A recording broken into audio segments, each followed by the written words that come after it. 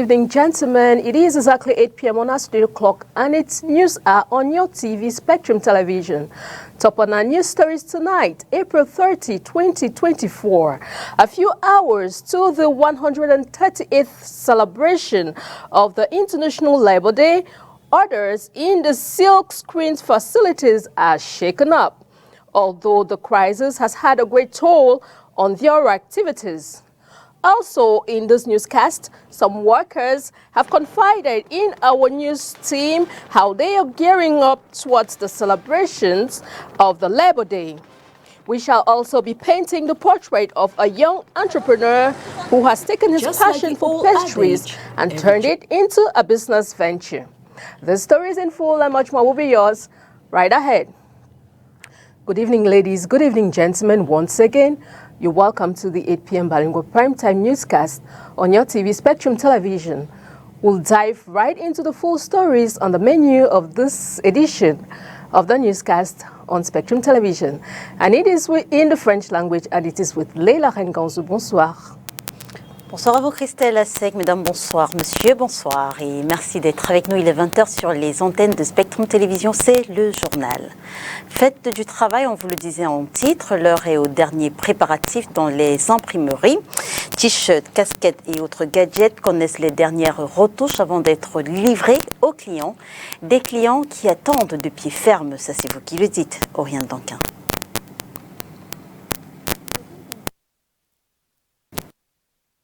C'est dans le premier arrondissement de la ville de Douala. Les différentes machines tournent à plein régime, qui pour les t-shirts, casquettes ou encore stylos. Et ces machines ne sont pas les seules. De petites mains travaillent également à côté, soit pour faire des finitions, vérifier la qualité du travail ou encore empaqueter les commandes déjà terminées. Les clients qui ne sont pas bien loin n'entendent pas rentrer les mains vides. Ça dépend du client. Nous prenons quand même le temps de leur déposer des proformas un peu plus tôt. Mais généralement, ils attendent toujours la dernière minute. Donc, et c'est ça qui crée tout cet embouteillage-là. Et le retard aussi. Je serai obligée de les satisfaire parce que ça, c'est le dernier jour. Ils doivent avoir les tenues. Donc, nous sommes dans l'obligation. Cette importante charge de travail n'est pas que due au retard des commandes. Pour les propriétaires, l'instabilité de l'énergie électrique y est pour beaucoup. D'ailleurs, l'on peut aisément voir employés et autres clients dégoulinant de sueur. La fête du travail, c'est dans quelques heures. Celle-ci va généralement avec des gadgets aux couleurs ou logos des entreprises. Les sérigraphies, les commandes n'en finissent plus. Cependant, plusieurs facteurs font entrave au bon fonctionnement de l'activité, notamment la vie chère. Olivier Bouzique. À quelques heures de la fête du travail, ce sérigraphe finalise les commandes urgentes. Il faut concevoir des uniformes pour une société. Une commande parmi tant d'autres, arrivée ce 30 avril. Malgré les retards qui sont consentis par les clients, nous nous forçons toujours à satisfaire le client jusqu'à la dernière minute. Vous-même vous rendez compte de ce qui se passe. Voilà les clients qui s'alignent à la dernière minute pour faire leur support de communication par rapport à l'événement. Seulement, l'ambiance est moins dense que durant les années précédentes. La vie chère, les crises multiples ont un impact sur le chiffre d'affaires. La fête du travail de cette année, elle n'est pas vraiment très bonne. Vu que nous passons à une période de Covid, tout a augmenté généralement dans les marchés. Vous allez vous rendre compte que le polo de 2500 francs qui coûtait dans le passé est actuellement à 5000, 5500 francs, pratiquement le prix d'un pain de 6 cams. Donc ce n'est pas facile pour les entreprises de se fournir en support de communication. Malgré ces difficultés, les travailleurs de cette entreprise vont marquer un temps d'arrêt pour communier à l'occasion du 1er mai. Malgré la vie chère qui se prononce toujours sur les supports et autres, nous allons nous retrouver habituellement, partager un petit bout de pain et voir comment nous allons satisfaire nos gorges. Mais quelques heures avant, ils vont se joindre à un collectif de travailleurs dans ce secteur d'activité pour prendre part à la grande parade à la place des fêtes. de Yaoundé.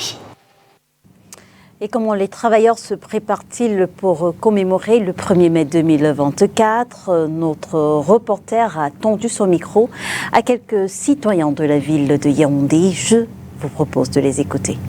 Rien de spécial pour moi, sinon pour moi ça sera plutôt une journée de réflexion. Et quand on réfléchit, on constate que ceux qui ont la chance même d'avoir un travail, c'est tellement difficile. C'est vrai que la thématique choisie pour cette année, il y a un travail décent, mais les personnes même qui ont le travail n'est pas décent au Cameroun, sauf pour quelques personnes. C'est un grand jour, c'est une grande fête pour nous. Et moi, je pense que donc, après quelques mois de travail, on doit quand même réfléchir dans notre contexte camerounais. Ce n'est jamais facile, mais on pense que on se bat, c'est pas facile. Il y a trop de défis, il y a la vie couchée et tout ça. Donc, on va gérer à notre manière. Et c'est ça que je peux dire dans le contexte modeste. Il n'y a rien d'extraordinaire, rien de particulier. Je la vis comme ça. Je sais que demain, je vais rester soit chez moi, soit je serai avec des collègues, des amis. Nous allons partager soit une bouteille de bière, soit un plat de nourriture. Et ça va passer. Je la prépare aussi peut-être pas très activement parce que l'institution dans laquelle je suis, je veux parler de mon université ici, ne nous amène pas à comprendre de manière effective que c'est une fête qu'il faut préparer. Voilà. Et maintenant, au sujet de l'environnement, je travaille au Cameroun. Je pense que le point de vue est mitigé. L'environnement est morose. Les travailleurs, pour ceux qui se plaignent, leurs droits ne sont toujours pas pris en compte et valorisés. Ceux qui ne sont pas directement concernés sont aussi un peu en détresse et on ne tient pas compte. Ça fait que de manière globale, l'environnement du travail au Cameroun ne nous semble pas meilleur. Et vous le savez, le Cameroun, de concert avec la communauté internationale, le célèbre demain 1er mai 2024, la fête du travail, une tradition qui remonte au 19e siècle avec le défilé des travailleurs nés aux États-Unis d'Amérique. Le 1er mai, ou Journée internationale des travailleurs, est une journée de lutte du mouvement ouvrier instaurée par la Deuxième Internationale en mémoire du massacre de Haymarket Square comme journée annuelle de grève pour la réduction du temps de travail à une journée de 8 heures. En effet, c'est aux États-Unis, au cours d'un congrès de 1884, les syndicats américains se donnent 2 ans pour imposer aux patrons une limitation de la journée de travail à 8 heures. Ils choisissent de débuter leur action le 1er mai parce que beaucoup d'entreprises américaines entament ce jour-là leur année comptable et que les contrats ont leur thème ce jour-là. C'est ainsi que le 1er mai 1886, la pression syndicale permet à environ 200 000 travailleurs d'obtenir la journée de 8 heures. D'autres travailleurs dont les patrons n'ont pas accepté cette revendication entament une grève générale. Ils sont environ 340 000 dans tout le pays. Le 3 mai, une revendication fait 3 morts parmi les grévistes de la société McCormick à Vester, à Chicago. Le lendemain, a lieu une marche de protestation et dans la soirée, tandis que la manifestation se disperse à Haymarket Square, il ne reste plus que 200 000 manifestants face à autant de policiers. C'est alors qu'une bombe explose devant les forces de l'ordre. Elle fait 1 mort dans les rangs de la police. 7 autres policiers sont tués dans la bagarre qui s'ensuit.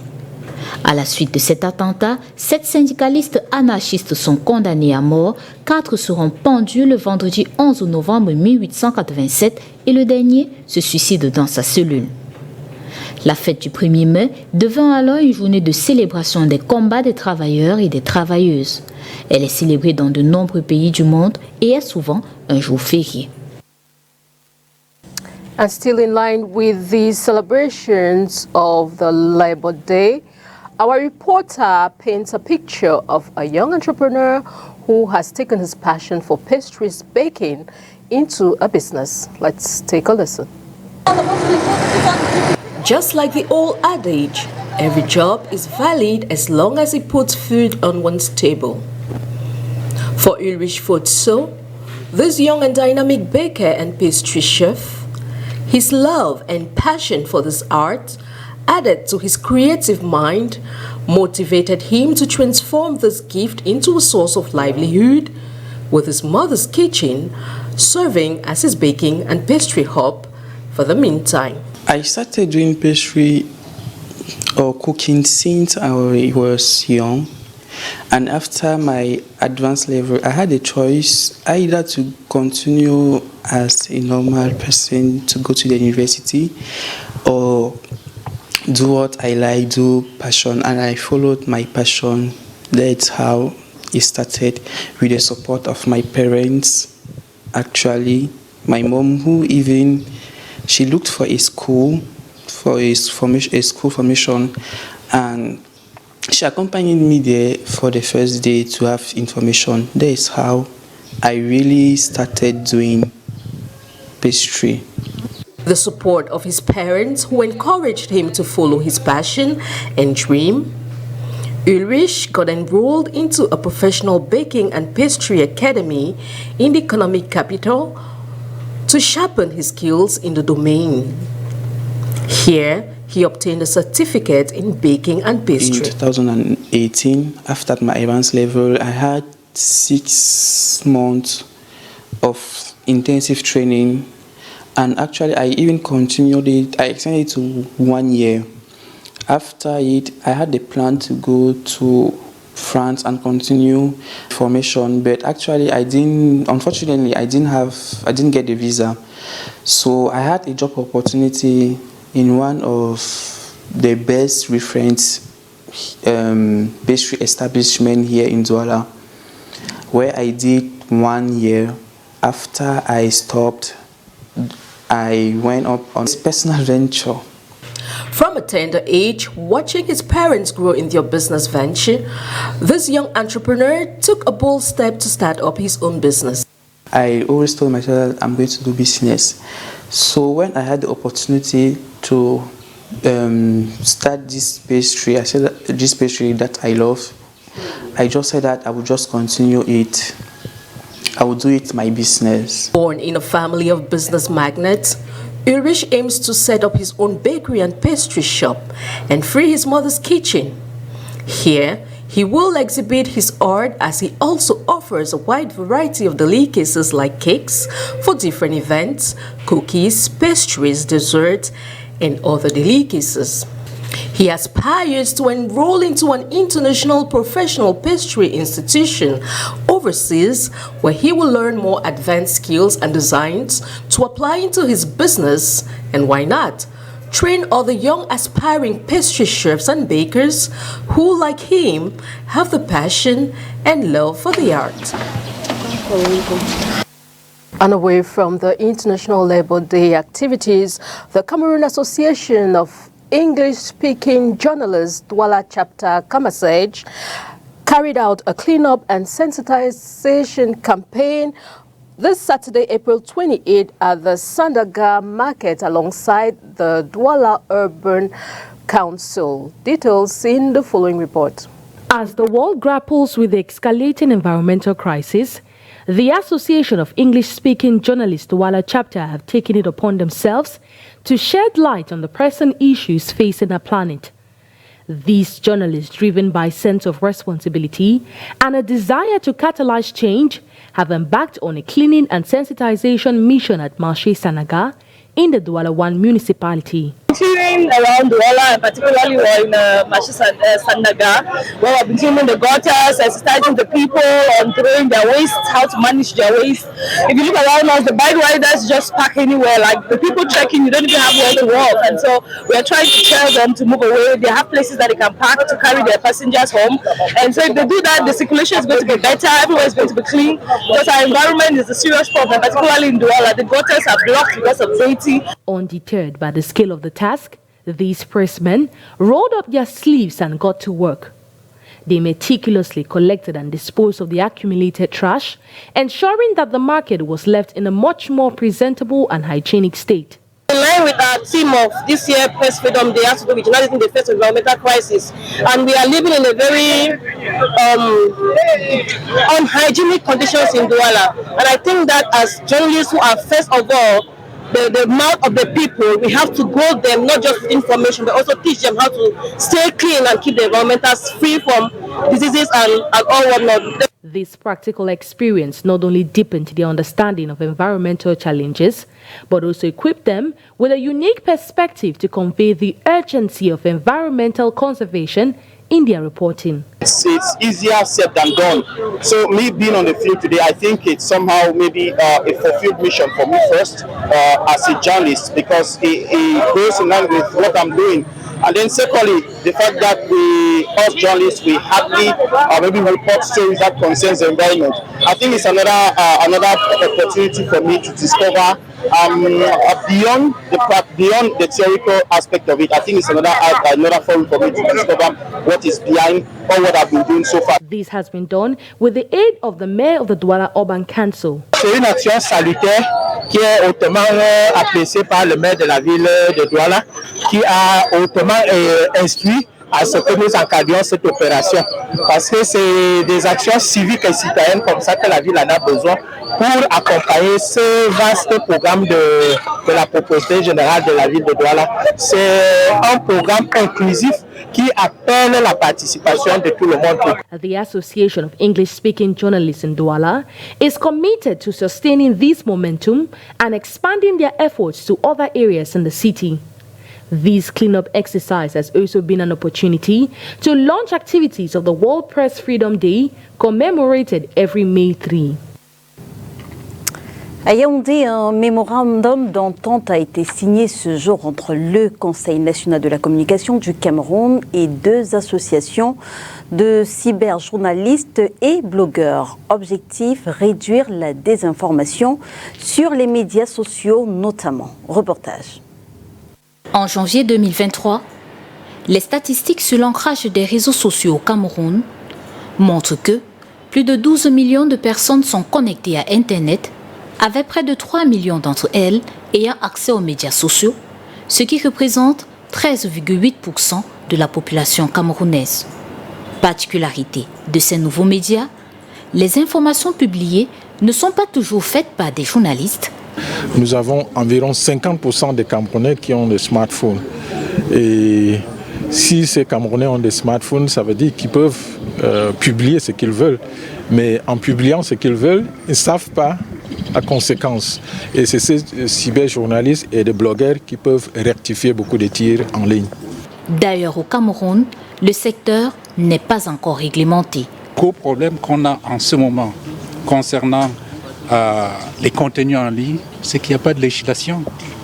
Tout le monde peut créer un site web, un blog, peut mettre des informations en ligne sans autorisation aucune. Alors que dans des pays comme la Tanzanie, il faut avoir une autorisation pour créer ne serait-ce qu'un blog. Associer les créateurs de contenu des médias sociaux et les cyberjournalistes dans la lutte contre la désinformation sur Internet, c'est le but de la concertation sensibilisation organisée par le Conseil national de la communication. La concertation aujourd'hui avec le CNC va nous permettre de trouver d'autres pistes de solutions pour pouvoir aider aussi à la régulation des contenus que nous retrouvons sur les médias sociaux et sur les sites Internet camerounais. Les échanges de ce 30 avril 2024 à Yaoundé ont abouti à la signature d'un mémorandum d'entente entre les trois parties. Une synergie d'action qui devrait aboutir à la publication d'informations de qualité sur les médias sociaux. And monetary community has reached a new milestone in the movement of people and goods with the inaugural voyage of a new riverside line connecting Malabo, Equatorial Guinea and Douala, Cameroon. Unila Donet with details. Transportation between Cameroon and Equatorial Guinea has been simplified thanks to a new river sea line connecting the cities of Douala and Malabo. The inaugural voyage of this maritime transport service took place this past weekend. The first leg from Malabo to Douala arrived on Friday, April 26, 2024. The return trip from Douala to Malabo followed 2 days later on Sunday, April 28. We are happy with the result. It's a project initiated and jointly executed by the Cameroon Embassy in Malabo and the company Vitiocar, with support from the high authorities. The opening of this maritime road will help reinforce exchange between the two countries, encourage sub-regional integration, and most especially put at the disposal of individuals a comfortable, secured, and affordable means of transport. Round-trip ticket prices are set at 120,000 francs for economy, 125,000 francs for business, and 130 for first class with a VIP service available. Pour un premier voyage, nous avons eu près de 50 passagers avec des délégations officielles. Le voyage a duré à peu près. For these first travel, we have about 50 passengers with official delegation. The travel lasted for over 4.5 hours. We can carry over 425 passengers. The cabins are separated as such. We have over 273 seats for economy, 32 business class seats, and 80 seats golden. They all have a different room. We also have 2 captains. Dans les cabines, les chambres. Avec combien de capitaines pour la conduite? Nous avons 2 capitaines, principalement. The new transport link is expected to improve the movement of people and goods between these two countries, further strengthening sub-regional integration within CEMAC. Un projet que le ministère des Transports accompagne depuis 2 ans. This is a project accompanied by the Minister of Transport since 2 years. Last year, on the 27th of April, he issued the navigation permit, which gives authorization for the ship to station in Cameroon. The Cameroon government encourages this project. It's a profitable one, and the government cannot pass by on an opportunity which will create mass employment. In due time, boarding will be made possible in Tiko and Limbe. With artificial intelligence-generated pictures challenging tradition depicting of elderly Africans, images of African senior citizens walking a fashion runway has made a buzz on social media. More of the story with our international partners, the Voice of America.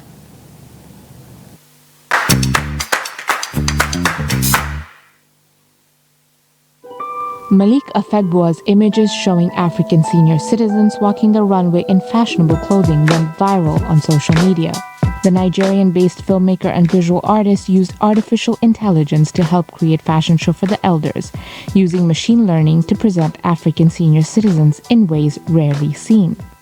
The Elder series is about showing the elder society in a place that is not marginalized, in a place that is spoken for in pop culture, fashion, and other industries that we don't normally see them. Now he is collaborating with designers at Marvel Studios.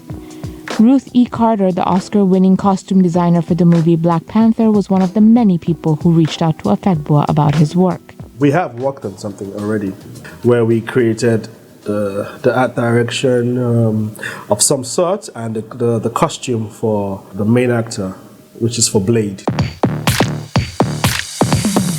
Using artificial intelligence has raised ethical questions, with some arguing that it undermines human-created art. Afegbua says AI is an artistic tool. You cannot create what I created with AI because you don't even know how I did it. That's because I created it with my own data sets as a tool. In the heart of Amsterdam, a celebration is brewing. During Africa Fashion Week Amsterdam 2023, Afegbua brought his digital fashion show to life. The crowd will go wild, man!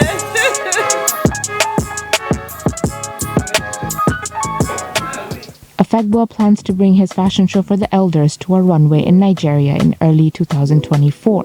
This time with everyday mothers, fathers, aunts, uncles, and grandparents, celebrating them in fashion. Karina Chaudhry, VOA News.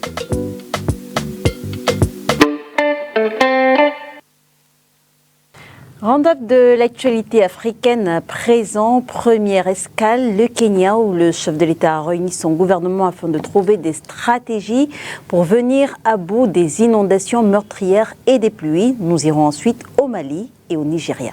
Au Kenya, le président William Ruto a convoqué ce mardi une réunion exceptionnelle de son gouvernement pour discuter des mesures supplémentaires à prendre face aux pluies et inondations meurtrières qui frappent le pays depuis plusieurs semaines.